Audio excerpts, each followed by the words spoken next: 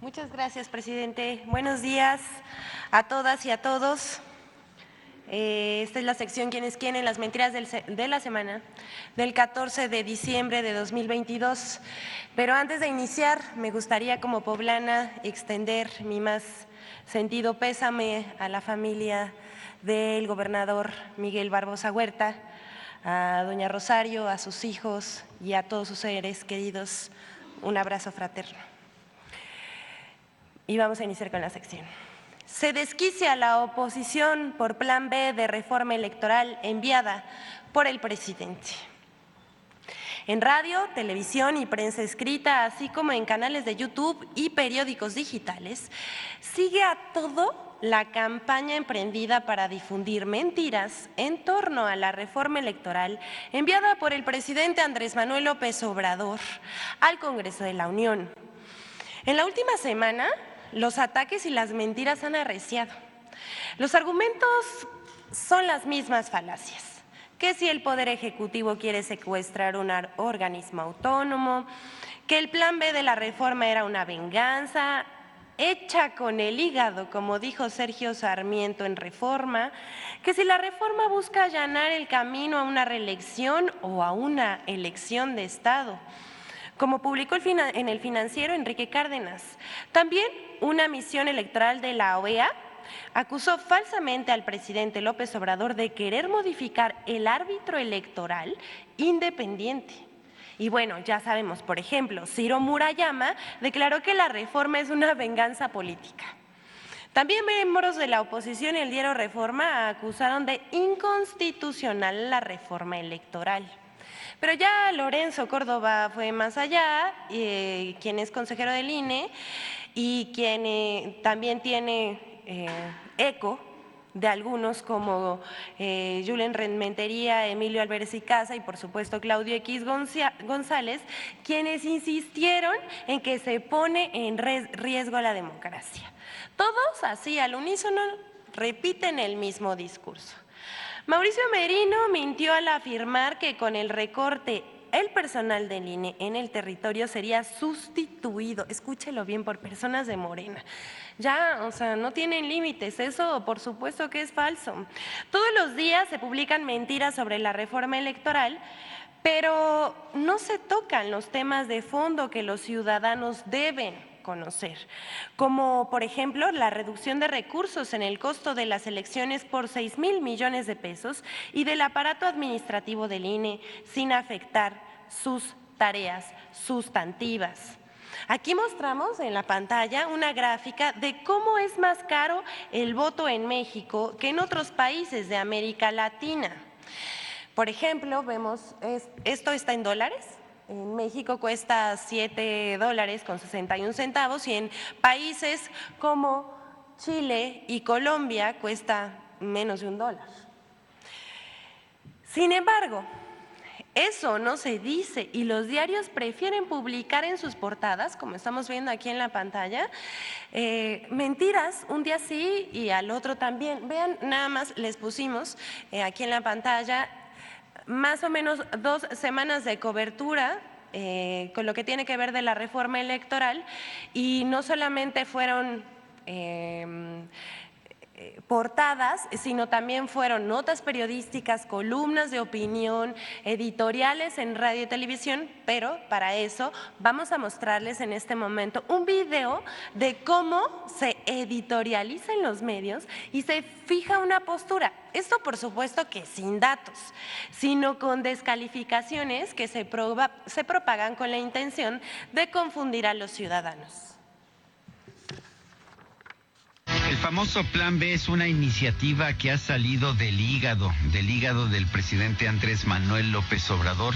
No hay otro propósito en la iniciativa más que debilitar, golpear al Instituto Nacional Electoral. De hecho, en las muchas páginas que tiene esta iniciativa se señala que el Instituto Nacional Electoral es uno de los ejemplos más nocivos de lo que los gobiernos gobiernos neoliberales determinaron como proliferación de instituciones descentralizadas y autónomas. En vez de garantizar elecciones libres, confiables, democráticas, auténticas, dice, ha convertido a una élite académica en garante de abusos en el uso del gasto público y cómplice protectora de conductas electorales fraudulentas e ilegales.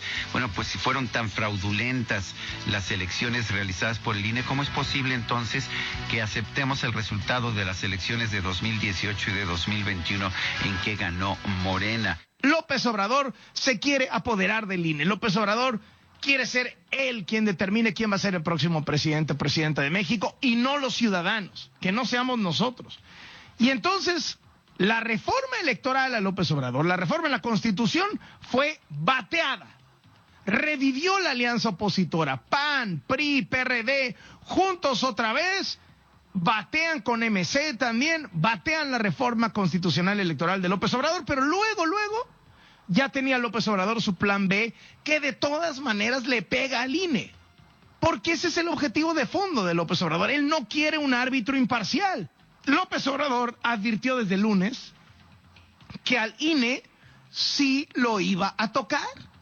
Yo creo que si la reforma mataba al INE, la constitucional, esta lo quiere dejar inválido.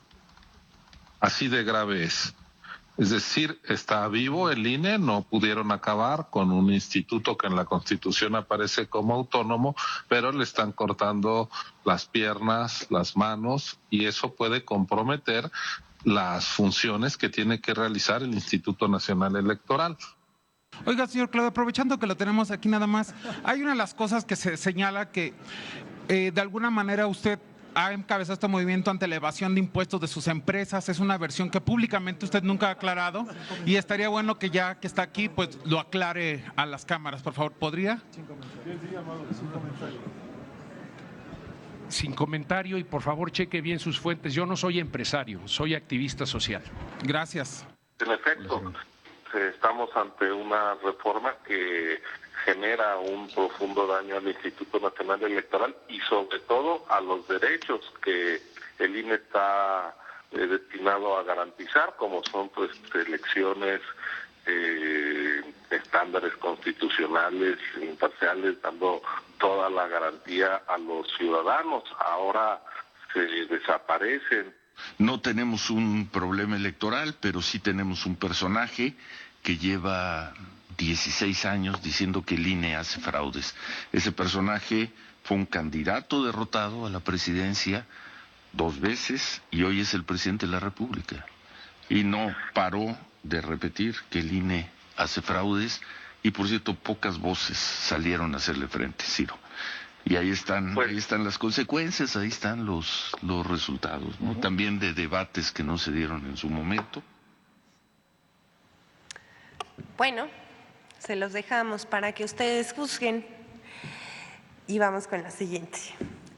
The Washington Post publica reportaje con mentiras sobre supuesta destrucción de tesoros arqueológicos en un tramo del Tren Maya. Ya lo había mencionado el presidente Andrés Manuel López Obrador hace un momento y en este momento la vamos a desmentir. El diario estadounidense The Washington Post pidió a través de su corresponsal Kevin Schiff documentar la labor de campo del INAH en el proyecto del Tren Maya, lo cual ocurrió, pues el INAH le proporcionó información de los frentes de excavación, de los procesos de investigación, vinculando al salvamento arqueológico en el Tren Maya. Todas las facilidades. 6 meses después, The Washington Post publicó un reportaje con el título "Destruyendo tesoros mayas para construir un tren turístico", lo cual es absolutamente falso.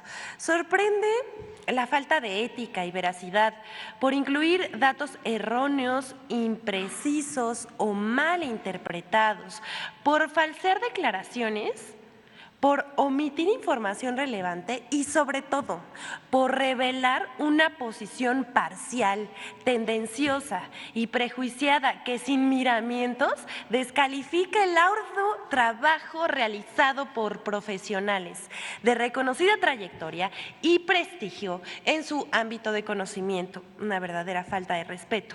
Vamos por partes. En el caso del Tren Maya, el salvamento se basa en una metodología que emplear recursos tecnológicos de vanguardia para responder con mayor eficiencia al reto de investigar y proteger los monumentos arqueológicos localizados en el trayecto del sistema ferroviario, es decir, los 7 tramos. Contrario a lo que afirma The Washington Post, la clasificación se basa en una metodología innovadora y en los más altos estándares de calidad internacionales para la intervención y diagnóstico de patrimonio en obras de infraestructura. El INAH, el Fondo Nacional de Fomento al Turismo, la FONATUR, y la Secretaría de la Defensa Nacional, además de los consorcios constructores, han realizado las modificaciones necesarias al proyecto del tren para garantizar la preservación del patrimonio arqueológico.